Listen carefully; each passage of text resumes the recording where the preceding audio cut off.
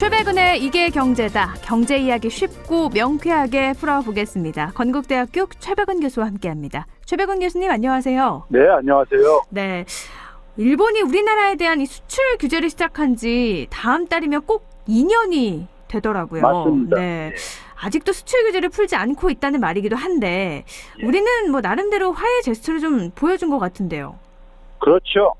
네, 제가 오늘 이제 2년이 되기 때문에 한번 정리를 할 필요도 있지만요. 네. 지금 최근 이제 일본의 도쿄 올림픽이 이제 한 달 정도 남겨두고 있잖아요. 네네. 이거하고 밀접하게 관련돼 있습니다. 관련돼 있기 때문에 제가 이거를 좀 그 청취자들한테 좀 전달하고 싶어서. 올림픽하고 수출 규제하고 관련이 있다고요? 예, 이게 네. 다 맞물려 있습니다. 네. 일반인들은 이게 이제 그러니까 연결고리가 잘 안 보일 수 있겠는데요. 그렇죠. 제가 이제 먼저 말씀드리고 싶은 것은 아베 정권은요, 잃어버린 20년의 결과로 이 등장을 한 정권입니다. 그러니까 우리가 이제 91년도부터 일본의 자산 시장이 붕괴가 일어나가지고 장기 불황이 왔잖아요. 네. 그래서 잃어버린 20년, 즉 뭐냐면 91년도의 GDP하고 2012년, 11년, 12년 GDP를 비교해 보게 되면은 더 낮아요. 네. 그러니까 20년 동안에 그러니까는 사실상 경제가 멈췄다는 얘기인 거죠. 그래서 네. 잃어버린 20년을 얘기를 한 건데요. 네. 그런데 그때 이제 경제가 그렇게 어려웠을 뿐만 아니라 2011년도에 후쿠시마 사태가 있었잖아요. 네네. 그래가지고 일본 사회가 그 당시에 2012년도에 굉장히 우울했었습니다. 분위기가요. 경제도 안 좋고 그다음에 원자로 사태도 터지고 이렇게 그러다 보니까요. 그런 상황 속에서 소위 이제 그러니까 좀 자민당 내에서도 좀 극우적인 색채가 강한 아베가 그러니까 다시 그러니까 2012년 총선에서 연말에 네. 이제 이겨가지고 다시 복귀를 하게 되잖아요. 네. 그래서 제가 이제 잃어버린 20년, 그러니까 2009년도에 민주당 정권이 들었었는데 민주당 정권이 금융위기 이후에 경제가 추락하는 것에서 굉장히 무능한 모습을 보여주다 보니까는 그 속에서 이제 그러니까는 아베가 내세운 정책들이 그러니까는 지지를 받으면서 이제 그러니까는 그 다시 복귀를 하게 된 건데요. 네. 그래서 제가 이제 잃어버린 20년에 그 아주 거칠게 표현하면 사생활효과까지 제가 그렇게 표현을 하고 그러는데 네.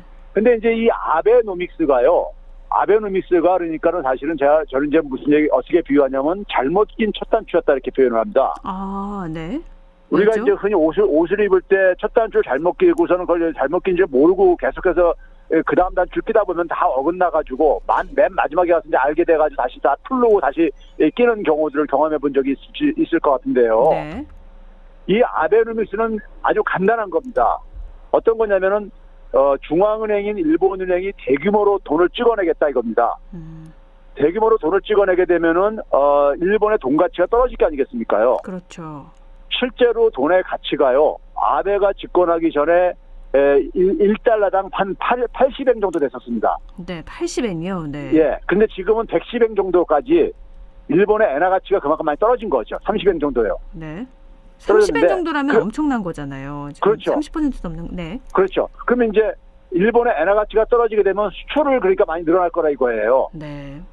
수출이 늘어나게 되면 기업들이 돈을 그만큼 많이 벌겠죠. 가격 경쟁력에서 이기니까 수출은 늘어나고 기업들은 그렇죠. 돈을 벌겠죠. 네. 예. 그러면 일본 기업들이 돈을 벌게 되면은 그 번 돈을 가지고 투자도 하고 고용도 증가시킬 거라 이거예요. 네. 그러면 고용이 증가하게 되면은 그만큼 노동력에 대한 수요가 증가하는 거니까 임금도 증가할 거고요. 네.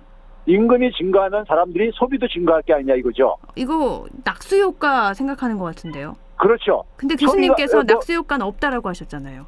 근데 이건 낙수 효과 논리는 사실 전통적인 경제학에서 사실 많이 우리가 주장하는 네. 논리이기 때문에 네. 일반적으로 그런 주장을 많이 쓰고서 일본의 자민당도 사실 낙수 효과를 지지하는 정권이다 보니까는 네. 그런 정책을 섰는데 그래서 소비가 증가하게 되면은 세금도 많이 걷어들일 게 아니겠습니까요? 그렇죠. 그래서 국가 채무도 일본이 국가 채무 비율이 굉장히 높은 나라인데 그것도 줄일 수가 있다. 뭐 이런 식의 얘기인데 이 얘기가 일반 국민이 들을 때면은 경제학을 잘 모르시는 분이 들을 때면 그럴듯해 보이잖아요. 네, 뭐든 이렇게 말씀하시는 게 다 그럴듯해요. 돈 찍어내서 화폐 가치를 조금 낮추더라도 수출이 늘어나면 기업들이 살고 그러면 고용시장도 좋아질 거고 그럼 나라가 살고 빚도 갚고 말은 되는데요. 네. 그렇죠. 그런데 이게 만약에 이 논리가 가능하다면요. 모든 나라가 경제가 어려운 나라들이 쉽게 얘기해서 중앙은행에서 돈을 찍어가지고 문제를 해결할 수 있다는 얘기인 거예요. 또 그렇게 되네요. 예. 네.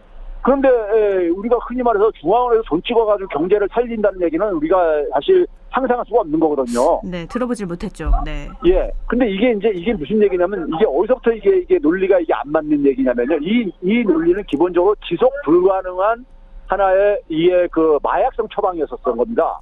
이 아베노믹스가요. 단기간에 잠깐 좋아 보이는 것 같은 마약성 그렇죠. 처방이요. 이게 네. 왜 그러냐면요. 우리가 그래서 일본이 자동차를 한 대당 그러니까 미국에다 4만 달러에 판다고 가정을 해보세요. 네. 그런데 1달러당 만약에 80엔이라고 한다면은 자동차 한 대를 팔을 때 일본 돈으로 80엔 곱하기 4만 해가지고 320만 엔이 들어오는 거잖아요. 네. 그런데 만약에 1달러당 100엔이 됐어요. 그러면 한 대를 4만 달러에 팔을 때 400만 엔이 들어오는 겁니다. 그렇죠. 네. 그러면 일본 기업은 80만 엔을 앉아서 그냥 돈을 버는 거예요. 환율이 네. 변함으로써요. 네. 그러니까 돈을 벌었는데 문제는 뭐냐면은 자동차가 한 대가 팔리던 게 그러니까는 한 대가 수출되던 게 두 대, 세 대로 이렇게 증가하면 좋은데 자동차 수출 물량은 변화가 없는 거예요. 그냥 4만 달러니까요. 그러다 보니까는 수출 물량이 안 증가하니까 생산량을 늘릴 필요가 없잖아요. 네. 생산량을 늘릴 필요가 없으니까 설비 투자를 할 필요가 없잖아요. 투자를 늘릴 필요가 없잖아요. 그러네요. 그리고 고용도 할 필요가 없잖아요. 네. 그러니까 여기서부터 작동이 안 된 거예요. 실제로 그래가지고 일본의 경제 지표들을 보게 되면은 엔화 기준으로는 수출액이 증가를 해요. 아까 네. 320만에서 400만 원으로 수출액이 80만 원이 증가한 거잖아요. 수출액이요. 네. 달러로는 4만 달러 변화가 없는 거잖아요. 네. 그러네요. 그래서 달러 기준으로는 소득과 수출액이 안 증가해요. 그러면 어떻게 보면 착시 효과네요. 그렇죠. 그래서 제가 이게 뭐냐면은 이게 그 마약성 어떻든 우리가 이제 중환자가 이제 그러니까 고통스러워가지고 근본적인 치료보다는 진통제를 놔줘가지고 일단 견디게 하는 이런 게 근본적인 처방책은 아니잖아요. 네. 그런 것처럼 이제 그래서 제가 이게 그러니까는 지속 불가능한 그러니까 이게 이제 그러니까 마약성 처방이라고 한 이유는 뭐냐면요. 일본이 지난 30년 동안에 생산과 소비가 하나도 안 증가합니다. 네. 변화가 없어요. 노동자들 임금은 평균적으로 오히려 감소하고요. 네. 평균적으로요. 오르는 게 아니라 감소하고. 네. 예, 감소했어요. 그런데 제가 이제 이게 잘못 낀 첫 번째 단추라고 하는 이유가 뭐냐면요. 예를 들면 2013년도에요. 일본 은행이 돈을 얼마 찍어냈냐면요. 한 66조 엔을 찍어냈습니다. 네. 이게 많은 건가요? 네. 우리나라 돈으로 하면 1엔이 한 10원 정도 되기 때문에요. 네. 여기다 10원 곱하게 되면 660조 엔을 찍어냈다는 얘기예요. 네네. 우리나라 1년에 GDP가 한 2천조가 좀 안 됩니다. 네. 근데 그거에 한 3분의 1 이상을 그러니까 찍어낸 거예요. 네. 그런데 소득은 얼마가 증가했냐? 15조 엔뿐이 안 증가했습니다. 66조를 찍었는데 15조 엔이 늘었다고요. 예. 네. 그러니까 66조 엔을 찍어가지고 국민들한테 n분의 1로 나눠주게 되면 소득이 66조 엔이 증가하는 건데 그것보다도 4분의 1이 안 되게 하니까 증가한 거예요. 그러면 그게 왜 그러냐? 돈을 찍어가지고 은행한테 공급할 때 은행에 들어온 돈이 모든 국민이 이용을 한 게 아니라 소위 말해서 그 돈을 은행 돈을 이용할 수 있는 사람들이 그 돈을 이용을 해가지고 주식 투자라든가 이런 걸 한 거예요. 네. 근데 돈이 안 돈 거지요. 실물 경제는요. 네. 그래가지고 이게 이런 상황이 계속 돈 찍어내가지고 이렇게 하는데 이게 2018년이 되게 되면요. 31조 엔을 찍어냅니다. 네. 그런데 소득은 2조 7천억 엔이 감소를 해요. 오히려 감소해요. 네. 예. 그러니까 뭐냐면 이 아베노미스가 그러니까는 더 이상 그러니까 돈 찍어내서도 소득이 안 증가하는 상황에 직면하게 된 거예요. 그나마 66조 엔을 찍어냈을 때 15조 그래도 늘긴 했는데 날이 갈수록 해가 거듭할수록 물론 찍어내는 돈은 줄어들었지만 소득은 확 더 주는 거군요. 예. 그래서 2018년도 상황이 굉장히 그러니까는 일본 정부가 당황을 하게 합니다. 네. 안 그러겠습니까요? 이 아베노믹스에다가 승부를 걸고 해왔는데 그래서 국민들을 2017년까지는 그럼 조금 늘었나요? 그러니까 이게 계속 줄어들어 왔어요. 그 전에도 그러니까 2013년도에 15조 한 3천억 엔 나왔다가 네. 그 2016년도에는 한 5조 7천억 엔까지 줄어들었다가 네. 2018년도 마이너스까지 이게 떨어진 거예요. 네. 그러면 이런 상황 속에서 이제 그러니까는 당혹스러울 게 아니겠습니까요? 그렇죠. 그렇죠? 수사는 이걸 마지막 수사로 동원하고 있는 건데 네. 근데 2018년도에 무슨 일이 있었습니까요? 우리 2018년도 10월 30일 날에요. 대법원 전원합의체에서 일본에 의해서 강제징용 피해자들에 대해서 손해배상하라고 판결이 납니다. 네. 2018년 그게 10월 30일에 일어났던 일이에요. 네. 그거 판결 나고 나서 일본 정부가 외교적으로 계속해서 우리 정부에다가 그거 다시 이 원상복귀 시키라. 네. 이렇게 압력을 놓았었죠. 네. 하다가 근데 우리 정부가 대법원에다가 이걸 개입할 수도 없는 거잖아요. 판결을요. 그렇죠. 그래서 그런 상황이 질질 끌다가 아베 정부가 그 다음에 7월 달에 경제 도발을 한 거예요. 근데 이 강제노역 손해배상 판결 이게 보복 때문이다. 이런 그때도 저희가 수출 규제 방침의 근본적인 원인은 이것 때문일 것이다라고 했지만 일본의 경제 얘기와 예. 노역자에 대한 손해배상 판결 이건 또 어떻게 연결을 지을 수 있을까요? 이게 이제 그러니까는 일본 입장 속에서는 그러니까 자기들이 그러니까는 이 기업들이 일단은 이게 이제 피해가 발생하는 거, 일본 기업들은 피해가 발생하는 거잖아요. 네. 그런데 이 문제를 그러니까는 박근혜 정부에서는 그러니까는 이 대법원과 당시에 그러니까 박근혜 정부에 그러니까 소위 말해서 대법원에 개입을 해가지고 했던 이런 것들이 그러니까 막 드러나고 그랬었잖아요. 네네. 그러니까 박근혜 정부에서는 한일 관계가 이걸로 내 가지고 망가지는 것을 막기 위해 가지고 좋게 생각하면은 네. 그래서 이것을 개입을 해가지고 대법원 판결을 잠깐만 지연시키고 이렇게 해왔단 말이에요. 네. 근데 그거를 문재인 정부에서는 어쨌든 간에 사법부 독립 때문에 이거를 그냥 놔뒀던 거죠. 그 대법원에서 그러니까 이게 판결이 이렇게 나온 거예요. 네. 나왔는데 이게 그러면 전쟁 범죄와 관련된 거기 때문에 이게 그러니까 당연히 개인 손해배상은 그러니까는 취호가 만료가 안 됐다 해가지고 한일 회담 때 한일 수교 때 그러니까는 하여튼 무슨 국가 간의 저가만 보상이 끝난 거고 개인들 간의 이런 배상은 그러니까는 거기에 해당되지 않다 해가지고 이게 판결이 나왔던 거 아닙니까요? 그랬던 거죠. 최근에 이게 뒤집히긴 했지만 2018년 그렇죠. 당시에는 그랬죠. 네. 예, 최근에도 그러니까 일부 판결에서는 다시 또 그러니까 이것을 또 뒤집는 얘기가 또 나왔죠. 네네. 근데 이제 어쨌든 간에 이거에 대해서 굉장히 불만을 표시하면서 일본은 자기들이 한국에 대해서 보다도 우위에 있다고, 힘의 우위에 있다고 생각을 하다 보니까는 소위 말해서 한일 간의 수평적인 관계가 아니라 수직적인 관계라고 생각하다 보니까는 한국 정부에 압력을 넣으면서 이것을 가지고 이제 불만을 계속 표현을 해왔었습니다. 네. 이 판결 나고 난 이후에요. 네. 근데 우리 정부에서는 이거 어떻게 할 수가 없잖아요. 이 문제를요. 네. 그래서 그러다가 이제 결국은 뭐냐면은 경제 이제 수출 규제로 이제 뒤통수를 이제 우리가 어느 날 갑자기 맞은 거잖아요. 이 7월 2일 날에 그러니까요. 네네. 그 다음에 네, 2019년에 그렇죠. 바로 그랬죠. 예. 네. 그 다음에 바로 이제 6개월이 터졌던 겁니다. 네. 그러면 그 상황 속에서 그 이후에 2년이 흐르는 겁니다. 지금요. 네. 근데 2년 동안의 경제 성적표를 딱 뚜껑을 열어보니까는 일본이 철저하게 자해행위로 이게 판명이 났어요. 자해행위.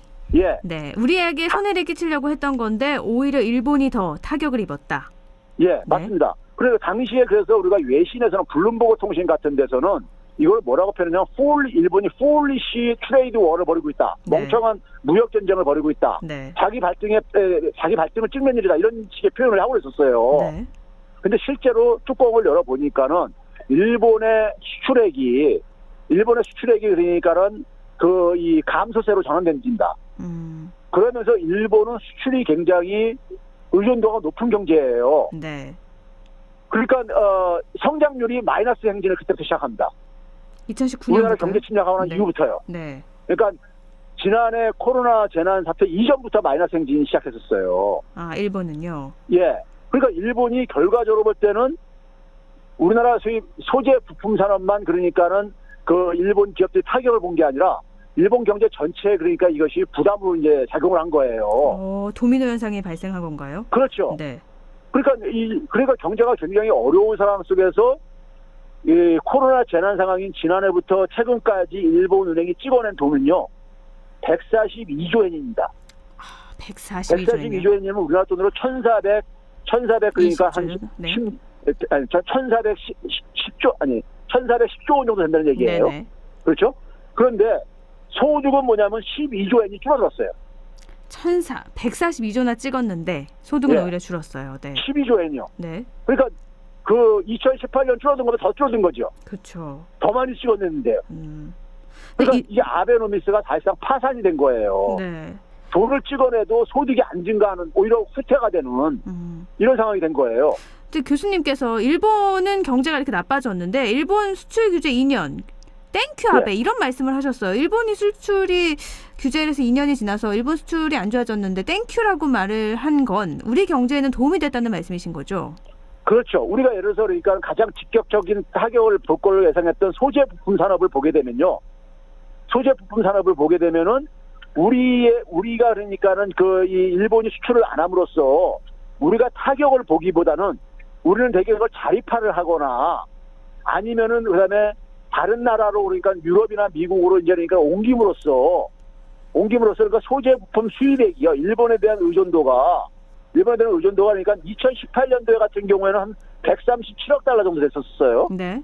근데 2020년 지난해는 114억 달러가 줄어들었어요. 그러니까 당시에 7.7%였는데 6.8% 줄어들었습니다. 네. 사실 그러니까, 한국 수출 규제 처음 딱 막혔을 때 일본의 의존도가 일본에서의 강점인 소재 부품 90% 의존하던 것들이 막히니까 총수들이 일본까지 가면서 문제 해결 위해서 움직이고 그랬었거든요. 근데 이게 그렇죠. 오히려 어떻게 보면은 일본의 의존도를 줄이고 다른 쪽에 출구를 마련한 기회가 된 거네요. 그렇죠. 이게 제가 그 당시에 이건 시간이 가면 갈수록 초창기에는 우리가 좀 이제 그러니까는 힘들지 모르겠지만 시간이 가면 갈수록 일본의 피해가 눈덩이처럼 커질 거다. 제가 그런 얘기를 한 이유가 있는데요. 네. 저는 산업 정책을 오랫동안 연구한 사람이라서 산업에 대한 이해를 가지고 제가 하는 얘기인데요. 네. 선진국가의 산업은요, 어떤 특징을 갖고 있냐면은 만약에 우리가 예를 들어서 자동차다 하게 되면요, 자동차에 필요로 하는 부품 소재도 있고 자동차를 완성차로 만드는 이런 제조 기술도 필요하고 전체 과정이 있잖아요. 네. 많은 복잡한 과정이. 네. 선진국은 그걸 처음부터 끝까지 다 할 수 있는 나라입니다. 모두 그게 다. 선진국이에요. 네. 그래서 선진국은 뭐냐면 산업에 있어서 독립성을 가지고 자립성을 가지고 있는 거예요. 네. 근데 후진 국가들은 그 중에 일부만을 되게 특화를 해가지고 이렇게 되게 산업 경제를 이렇게 성장시켰죠. 그건 일본 말씀하시는 건가요? 네. 그렇죠. 그러니까 이제 일본이 우리가 소재 부품을 많이 일본산을 의존을 해오다 보니까는 네. 우리는 그것을 자립화를 이제 기업들이 그게 편하다 보니까 거기다 의존해 왔는데 네. 제 얘기는 뭐냐면은 일본에서 만드는 상품은 미국이나 유럽에도 있다는 거예요. 네. 단지 일본 부품 소재를 미국이나 유럽의 부품 소재로 바꾸면서 공정이 좀 달라지고 그럴 수 있는 게 있다 보니까는 단기적으로는 불편하죠. 많이 이렇게 써왔던 부품을 바꾸려니까요. 네, 변화하는 건 어쨌든 불편함을 감수해야 되는 거니까요. 그렇죠. 근데 시간이 가면서 그러니까는 그거는 극복이 된다. 대체가 가능하다. 네. 그걸 알기 때문에 제가 이거는 그러니까 시간이 갈수록 일본이 피해가 눈덩이처럼 불 수밖에 없다. 얘기했는데 결과론적으로 그렇게 됐잖아요. 일본의 소재 부품 산업들이 타격을 보면서 한국에 진출해가지고 한국에다 공장 증설하고 해가지고 한국 시장을 잃지 않기 위해서 네. 좀 노력을 하고 있고 얼마 전에 대한상공회의소 그러니까 우리가 기업들 이제 그 단체지요, 협회지요. 대한상공회의소에서 기업들 대상으로 조사를 했어요. 네.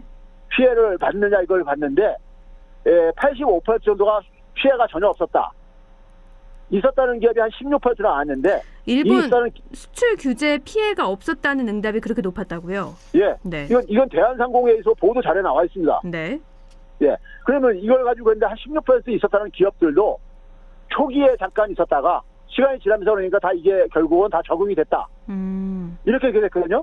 그래가지고 결과적으로 대일 경제 의존도를 줄이는 그러니까 우리가 네. 그리고 우리가 이제 부품 소재 산업을 그러니까 소부장 산업을 육성하는 하나의 기회가 돼버렸죠. 네. 정부하고 산업계가 이제 그러니까 힘을 모아가지고 소부장 산업을 이번 기회에 육성을 하자 이렇게 돼버린 거잖아요. 네.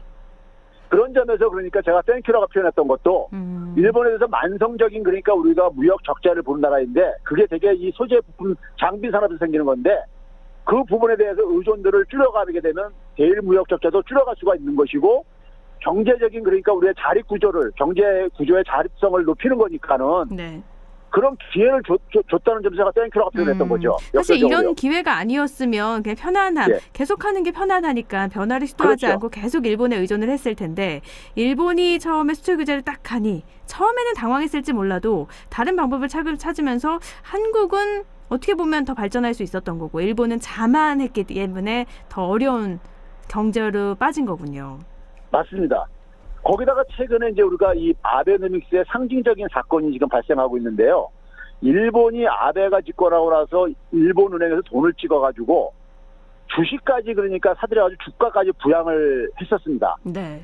근데 원래 중앙은행은 주식을 매입할 수 없게 돼 있어요. 전통적인 경제학 체계는요. 네. 왜 그러냐면은 주식은 이게 손실도 볼 수 있는 거잖아요. 그렇죠. 채권 같은 경우는 반드시 그러니까 확정적인 이자 수익이 생기는 거지만은 손실은 안 보는 거지만 만기까지 갖고 있으면은 네. 주식은 손실도 볼 수 있는 거잖아요. 네. 그래서 이런 위험한 상품은 중앙은행은 다루지 않게 돼 있어요. 원래가요. 아, 네.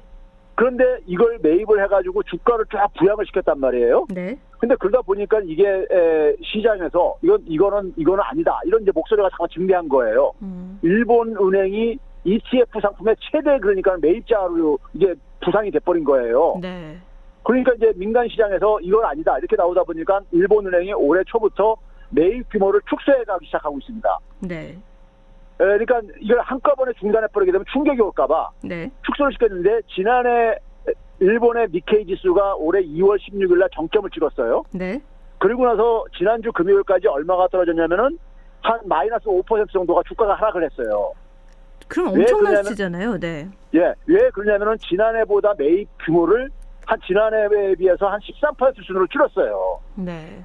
줄이다 보니까 주가가 이제 안 올라가지는 거예요. 근데 우리나라는 그 같은 기간에 코스피는 그러니까 한 3.3%가 올라갔거든요. 네. 그러니까 다른 나라들 되게 같은 기간에 올랐는데 주요 선진 국가들이 일본만 이렇게 폭락한 이유가 일본 은행이 그러니까는 이걸 돈 찍어가지고 억지로 인위적으로 주식을 부양을 한 결과가 이 후유증이 지금 그러니까는 지금 나타나고 있는 거거든요. 네. 그런 점에서 그러니까 일본은 아베노미스를 지속을 하기가 힘든 지금 이런 상황에 내몰려 있는 거예요. 네.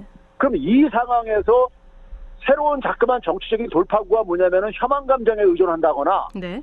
아니면은 뭐냐면은 이 일본 동경 올림픽을 통해서 새로운 부흥을 국민들이 지금 일본 같은 경우 보게 되면 20대는 굉장히 체념의 문화가 이렇게 확산된 상황이지만은 이 코로나 재난 이후에 전체 국민으로 이렇게 확산돼가는 이런 조짐이 있어요. 네. 체념 분위기가. 그러니까 일본이 64년도 동경올림픽 때 그 성공적으로 해가지고 당시에 일본의 경제는 막 일본식 표현으로 우길승천할 때였었는데 네. 그때 이제 두 자릿수로 막 성장하고 했는데 그때의 분위기를 다시 재현시켜보자. 이런 이제 취지로 정치인들이 이거 도쿄올림픽을 이번 추진하는데요. 네. 그런데 지금 도쿄올림픽이 오히려 그러니까는 부흥은커녕 굉장히 짐이 되고 있죠. 짐이 되고 있다는 게 지금 이걸 철회할 수 없어요, 지금요. 네. 왜냐면 IOC하고 계약상 이게 철회하려면 굉장히 그러니까 아주 특별한 상황 아닌 이상에는 IOC가 동의 안 해주면 이거 철회할 수가 없게 돼 있습니다. 네. 거기다가 이제 최근에 확진자 숫자가 뭐 검사를 안 해서 그런지 어쩐지 모르겠지만 확진자 수가 좀 진정되고 그러다 보니까는 오늘 보도 나오는 거 보니까는 유관중으로 이제 경기 방식을 바꾸는데 관중 수도 그러니까 최대 2만 명까지 그러니까 이거 하는 것을 검토하겠다는 보도가 나오더라고요. 네. 그러니까 방역 당국에서 굉장히 여기에 대해서 굉장히 아주 기겁을 하고 있어요. 세계보건기구 WHO에서 뭐냐면은 지금 우리가 전 세계 지금 그러니까 이 백신 접종이 확산돼 가면서 좀 진정 국면에 가던 것이 최근에 델타 변이 바이러스가 확산되면서요. 네. 지금 굉장히 긴장감이 다시 고조되고 있잖아요. 그렇죠. 그 WHO에서 뭐라고 경고를 했냐면은 일본에 대해서 일본이 델타 변이 바이러스의 이 진앙지가 될 수 있다. 그 얘기 결국 뭐냐면은 거기 선수랑 관계자들 포함해서 한 9만 명 이상이 그러니까 일본에 입국을 할 텐데 네. 그리고 거기서 만약에 관중이 그러니까 수만 명이 그러니까 거기서 그 경기를 관람하고 그렇게 하다 보면은 이게 델타 변이 바이러스가 확산 속도가 기존 바이러스보다 3배 이상 빠르다더라고요. 네.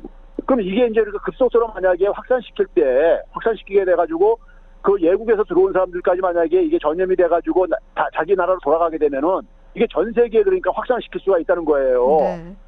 그러니까 지금 뭐냐면은 과거에 64년도에는 그러니까는 모든 일본의 전체 사회가 으쌰으쌰 하면서 올림픽을 막 반기면서 했는데 지금은 일본 국민들이 굉장히 부담스러워하는 이런 이제 지금 이게 대상이 돼버린 거잖아요. 네. 그런데 경제는 어려워지니 일본에서는 올림픽을 포기할 수 없는 상황이고. 그렇죠. 지금 이번에 유관중으로 하는 이유도 관중 유치를 안 하게 되면은 그 미리 그 표를 구입한 사람한테 다 표값을 돌려줘야 된다는 거예요. 네. 그게 한 9천억 원 정도 좀 넘는데 네. 그 돈 아끼려고 지금 이러고 있다는 거잖아요. 네. 그러면 이런 상황 속에서 그러니까 지금 이 델타 변이 바이러스가 이렇게 확산된 상황 속에서 관광이 이게 되겠습니까? 외국인들을 이걸 입국시킬 수가 있겠습니까? 아니면 오히려 괜히 이게 진앙지가 돼가지고 국제사회에 오히려 그러니까는 일본이 소위 말해서 민폐국가로 잘못하면은 이렇게 오히려 그러니까는 이게 만약에 이걸 계기로 해서 확산이 굉장히 만약에 된다면은요. 네. 그러면 이제 오히려 일본은 그러니까는 국제사회 속에서 눈총을 받을 수 있는 거죠. 네. 이번에 G7 정상회담에서도 보게 되면 한국은 미국과 유럽 국가들이 파트너로 그러니까 많은 정상회담을 이렇게 요청을 했지만은 일본에 대해서는 그런 게 없는 게 일본에 대해서는 그러니까 별로 그러니까 필요성을 지금 못 느끼고 있는 거예요. 많은 국가들이요. 네. 근데 거기다가 그냥 부담까지 주고 있어요. 그러면 일본에 대한 국가 이미지는 굉장히 더 나빠질 수가 있는 거죠. 네. 그런 점에서 이게 저는 뭐냐면 세 번째 잘못된 단추로 이게 이어지고 있는 거다. 그래서 네.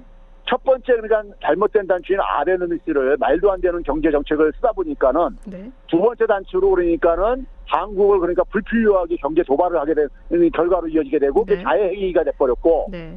세 번째는 그걸 돌파하기 위해서 지금 그러니까는 도쿄올림픽을 유치했는데 여기에 코로나 재난이 이게 터지면서 오히려 이게 그러니까 부담으로 작용하고 있는 이런 지금 연쇄고리로 지금 그러니까 소위 말해서 잘못 낀 첫 단추에 저는 늪에 빠져들어가고 있다. 어떻게 보면 아베노믹스 정책과 또 화이트리스트 제외, 도쿄올림픽 다 각각 다른 분야 같은데 말씀 들어보니까 정말 다 연결이 돼 있고요.